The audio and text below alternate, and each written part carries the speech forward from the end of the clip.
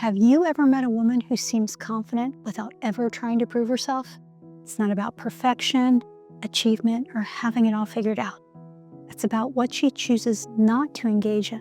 Habits, patterns, and mindsets that quietly shape how she shows up. Let's talk about the 7 things that changed the way I move through my own life. Welcome back to Gracefully Lori. I'm Lori, and here we explore a kind of confidence that isn't loud or polished, but lived.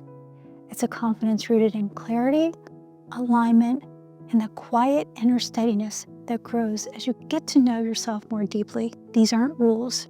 They're simply patterns I recognized in myself, habits I outgrew as I became more comfortable in my own identity. And I'll share pieces of my experience along the way because everything here comes from real life, not theory. So number 1, confident women stop asking for permission to want what they want. I spent years checking with other people before making decisions, even decisions that were primarily about my own life. The shift happened slowly, almost without me noticing. I started asking myself a small question that changed everything. Is this actually what I want? That simple question began realigning how I moved through my life. Number 2, confident women stop apologizing for taking up space. I used to apologize for things that didn't require an apology, walking into a room, asking a question, simply existing in someone's line of sight. Over time, I replaced those apologies with, "Thank you for waiting. I'll be finished shortly." I see it differently. Not more force, more honesty. Number 3, confident women stop pouring energy into what doesn't reciprocate. Most of us have invested time, attention, emotional energy in people or places that couldn't or wouldn't return it. What changed for me wasn't resolve, it was clarity.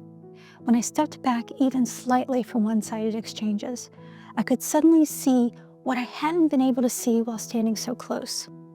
Reciprocity is obvious when you stop compensating for it. Number 4, confident women stop bending their values to fit situations. There were times in my life when I ignored small signals, tones, behavior, or environments that didn't align with who I was. The more grounded I became, the less willing I was to override those signals. Not out of rigidity, out of self-respect. Writing down my core competencies had helped me recognize where I had been quietly compromising myself. Number 5, confident women stop letting fear make their choices. For me, fear didn't disappear, but it stopped being the loudest voice in the room. A question I still come back to: what would I choose if I weren't afraid in this moment? Sometimes the answer leads to a small action. Sometimes it simply brings clarity, but it always returns me to myself. Number 6, confident women stop comparing themselves to other women. Comparison still shows up. It's human. But the more comfortable I became with my own identity, the faster I returned home to myself. A small practice that helped me: when I admired something in another woman, I let myself admire it fully instead of measuring myself against it.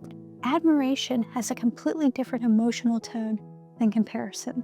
Number 7, confident women stop abandoning their own needs.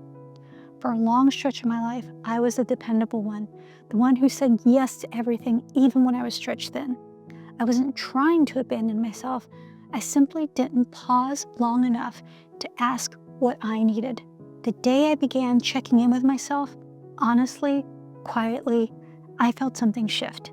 Saying yes or no became a choice, not a reflex. Growing up, my aunt was one of the most elegant, self-possessed women in my life.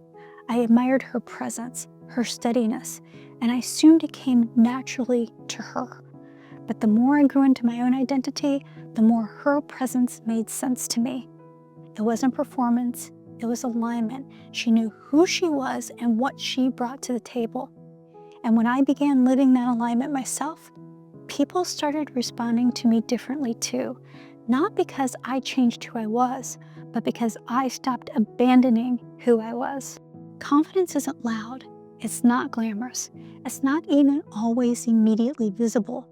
It's the quiet consistency of returning to yourself over and over again, until your presence reflects who you truly are. If any of this resonated with you, I've created a free, simple reflection guide to help you notice where you may be quietly outgrowing old patterns in your own life. You can find it linked below. And if you'd like to continue this conversation, please subscribe. I'd love to see you for the next video. Until next time, my graceful friends.